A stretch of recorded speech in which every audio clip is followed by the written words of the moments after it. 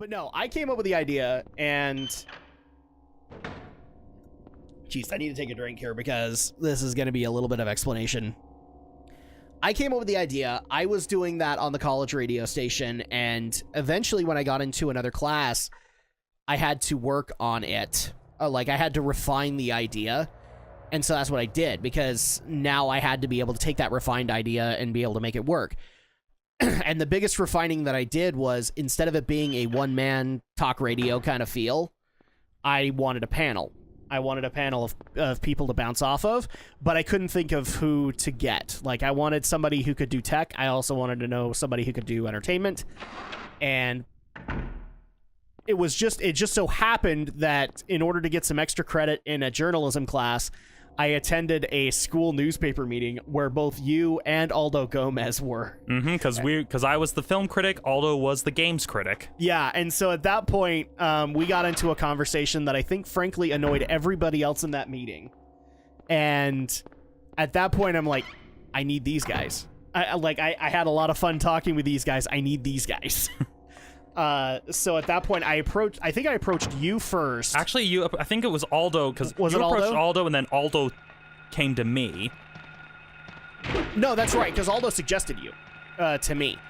And I'd already had a couple of interactions with Aldo because I think I'd been in a class with him, as well as since I worked for the school radio station, I was required to have, quote, office time in the newspaper's office. And so him and me had gotten to know each other while he was writing articles and reviews, and I was working on the ads that were going to go up on the radio station, kind of thing. So yeah, I got him first, and then I got you. And then I missed the first day because I forgot I forgot when we were supposed to actually start the show. Yeah, exactly. That's pretty much what happened, guys. So. Yeah, like literally, it was because I was in a storyboarding class prior to it, and so I wasn't able to be there for the full show. I had to come in the second hour. Yeah. And so I had this storyboarding class, and then after the class, after we did our usual thing, I'm just like, oh, I'm hungry. I'm gonna go get some pizza. Yeah, pretty much. And then I think I sent you a text or called you. No, actually, it's like I was in the newsroom, and then you came to me in the newsroom, and you're just like, so what happened? And then yeah, that's and then right. I was just like, oh, that was today. Shit. And so yeah, there you go. And I wasn't mad. I promise. I wasn't. Well, yeah, mad. it's just I felt pretty bad, and so I made sure there, I made sure I was there each time. Well, and here's the thing that also kind of occurred that I don't think, because I know from Aldo's perspective, like, he was treating it very professionally, because that's kind of how Aldo did things. But then we started having fun, especially during the summer, and I'm like, oh, yeah, we actually have something really good going on here. So at that point, I just kind of continued to fuel it, and I know that irritated the teacher that wanted me to move on to another project. But I was like, no, I just want to make this project evolve. That's really what I want to do. And then I worked on other ideas in the meantime. Yep. So. Yeah. And yeah, because it was interesting because those early days, because then when we decided, oh, let's record it and to have something to show on the YouTube channel, and I was the one who brought in the cameras, and I just remember, like, there were times, and this is before I even had a car, by the way, where I would be coming from, like, either from another campus or from my 9-to-5 job downtown, and then I would rush in, quickly set up the cameras when I came in. Yes. And it's really sad to me now. Like, I really wish I had those episodes archived, but unfortunately I don't. I have some of them from when I edited them, but then there were others that I wasn't able to get off of the radio station archive to be able to work on. But yeah, that's kind of how the podcast started, and while Romney has helped out with a lot of the ideas since then, no, the original idea was me. I just brought on Romney and Aldo because I wanted expertise. Oh, disinfecting alcohol. That'll light it up good. The other thing that I think I've told you that I get this from time to time, and this actually annoys the crap out of me. I get it with both you as well as Brinton, which is that it just so happens that Romney turns out to be a brown person. And apparently I only brought Romney on the podcast because I needed to fill out my brown person quotient. Really, people? Yeah. I mean, yeah, we don't get along at all outside of the podcast. Oh yeah, it's like a full Penn and Teller scenario here. Yeah, no, totally. Like we aren't going to talk the second that these mics get turned up. No. But like I got this with you. I still get it from time to time. I get it more with Brinton that I filled out my LGBT quotient. It's like, really? You think I really do that?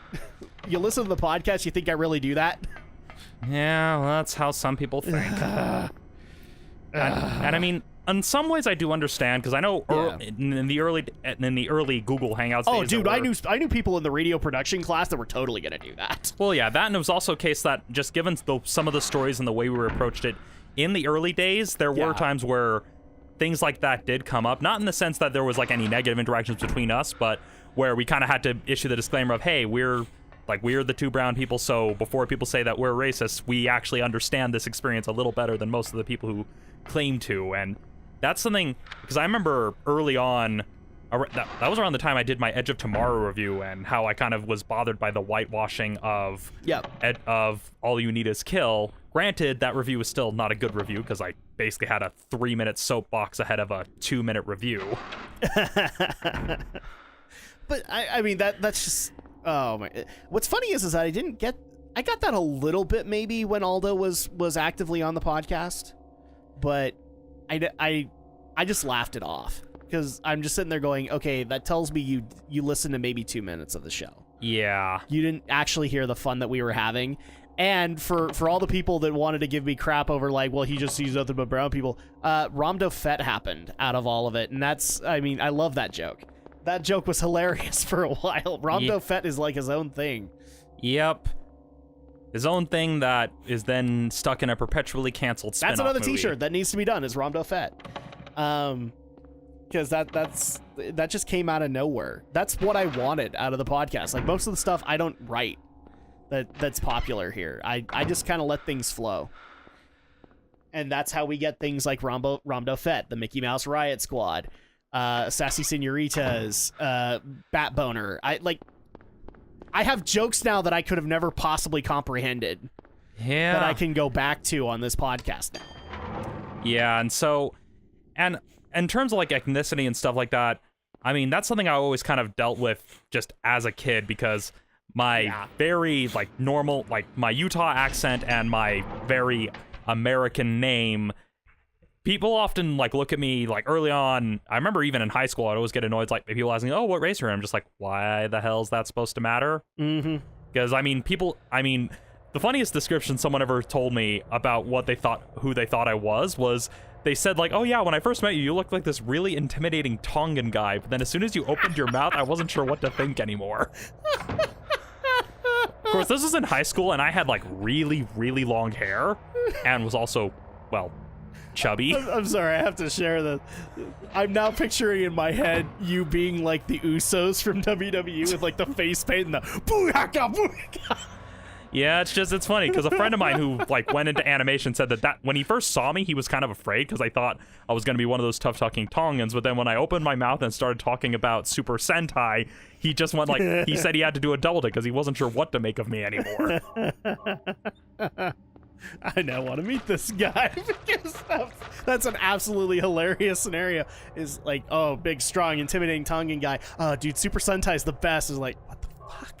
Well, yeah, because I guess it's because my voice was higher than he expected as well. That's the other thing. Yeah. Oh my gosh. Well, yeah, and apparently it's not just me. Apparently, people in my family, because for full disclosure, my mom is from Venezuela, specifically Maracay, but even she's been mistaken for being Pacific Islander from time to time, because she talks about how when she first came to America, how there was this one big, like, Pacific Islander who came up and started speaking Tongan, and she had to explain, I don't speak Tongan, and he was getting all irritated. Aw, poor guy. Yeah. and so apparently it's not just me, it's just because of the way our faces look. Yes, so. Oh, geez. Oh, no. Okay, do we save recently? Maybe. See, that's what should have happened when the guy first met you. It was like, maybe. That would have totally thrown him off. Yeah. But yeah, like that guy who tells that story, he, like, really talented animator. He's actually going to CalArts now. Like, he was able to get into Cal... Oh, boy. Okay. How far back are we? Do we have plates? Well, we've got health drink. Health drink. We definitely don't have the disinfecting alcohol. Or the blood, so... Okay, well, that is really far back. Alrighty, then. Let's see if we can get this stuff fast. Alright, well, I remember that there was rooms I got kind of lost in that had stuff we needed, like the blood pack, so... It's just, again, I wish they would give us a dang map. I'm sure there is a map in here somewhere. It's somewhere. We haven't found it. Because I only found the one for the basement. Oh man, this is a lot of progress to actually make up for. All right. Well, I don't feel like having to. Yeah, let's reacquaint ourselves with the gun because the gun is our best friend.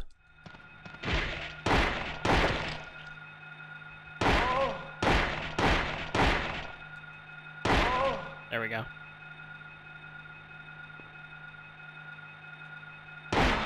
Double tap. Exactly. Always double tap. Okay, I think this was where we got the blood pack. Because I remember that on the... I remember this. Yeah, it's the steel plate. No, never mind. It's not in here. No. Maybe the next one over. Maybe. Yeah, if there's anything I learned from Zombieland, it's that you always double tap.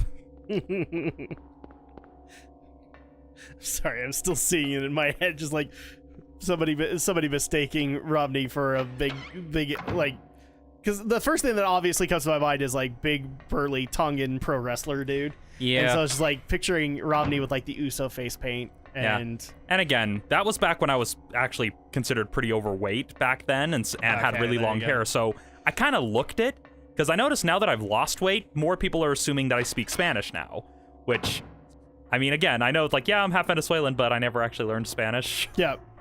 And it wasn't even a case of, oh, like, because, I mean, my mom was having to basically raise 4 kids on her own, so she never really thought to teach us, but it was also a case where she was of the mindset of, hey, I came to America, I need to learn the language they speak in America in order to actually survive. So she very much was a case of, hey, I'm gonna speak English, I'm gonna raise my kids to speak English because this is America. Which is, I mean, I'll applaud her for that. That's actually kind of a good mindset for it. Yeah. Get people used to, get her kids used to the environment that they're going to be accustomed to. Yeah. And then I think the other part of it is that she didn't want us having any sort of accent, so that way people couldn't really tell. That's why she kept the married name after she divorced my dad. Because that, and I guess she didn't want to go through the hassle of changing it back, because, again, citizenship stuff, it's messy. Not only that, but it's like, it's a headache just to get that name changed. Yeah, and so she kept the married name, and she basically just spoke only English in the household, and so we never really learned Spanish, and it doesn't help that Spanish classes here in the United States are just notoriously awful. I think it's on the 2nd floor where the... Oh, with the tentacles? Yeah. Yeah. Yeah, that's where it was. Yeah, and so that's kind of the other case where... I don't know if I actually mentioned this to you or not. Like, the one time I met your mom, I think I scared her. Yeah. I was just like, there's nothing to worry about. But then again, like, she might have had a long, hard work day. I'm like, I'm so sorry I scared you. Yeah, that tends to happen from time to time.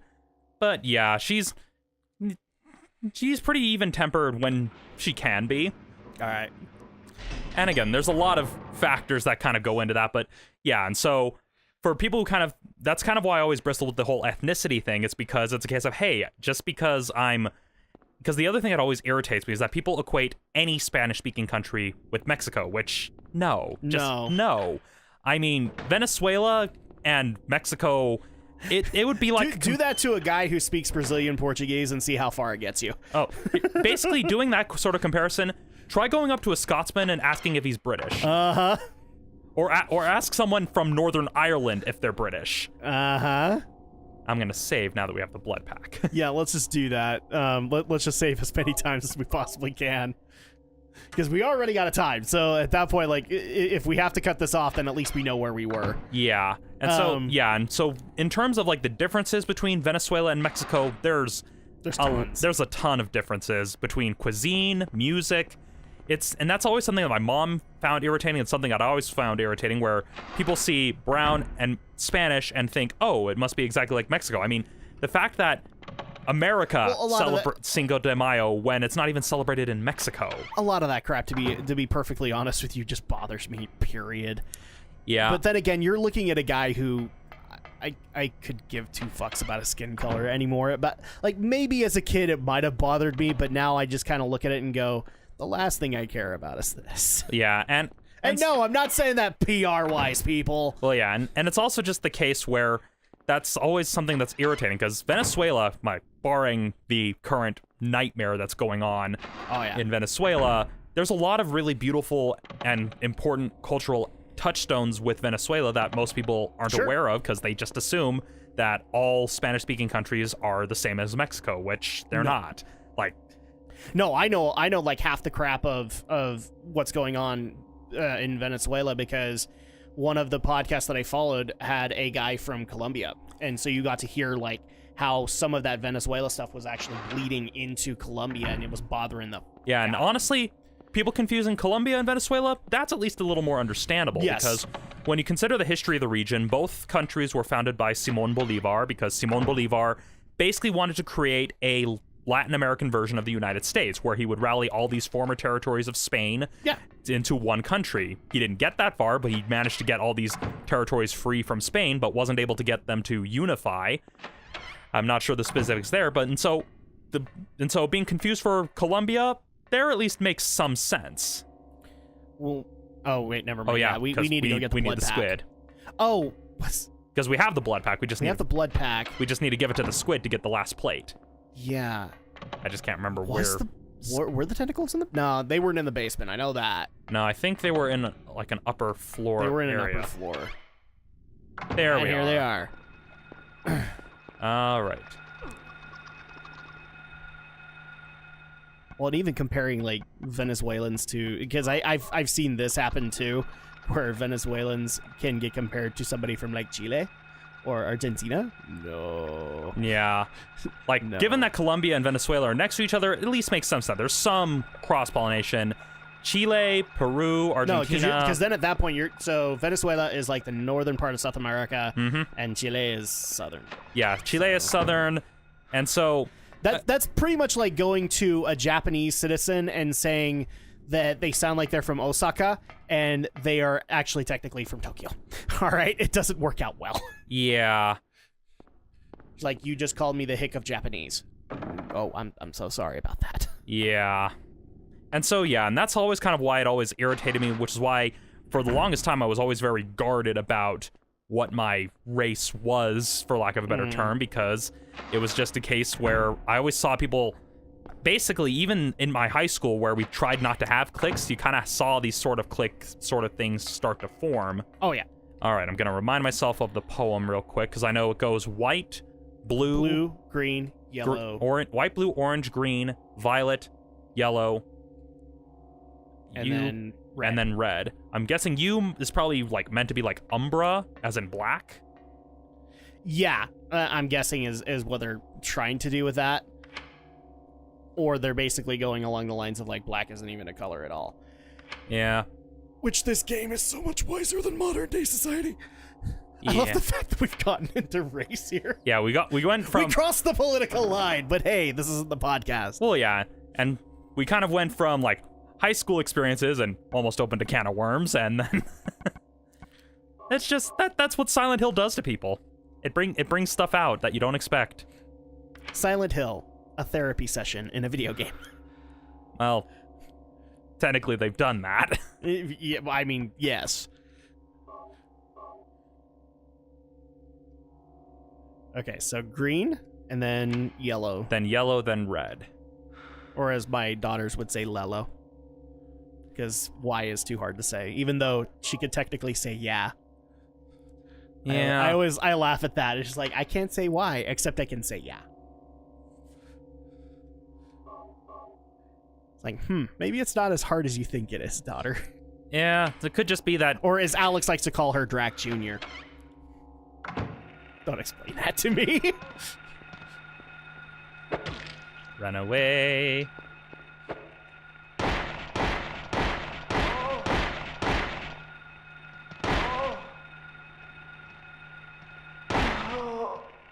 Okay, I'm gonna compliment whatever designer put those pustules on their back, because that is still, we've seen it numerous times. It's still damn alarming. Okay, so I'm out of handgun ammo.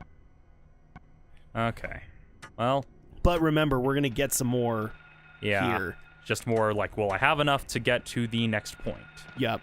We have to be sparing with it with the nurses that are in this area.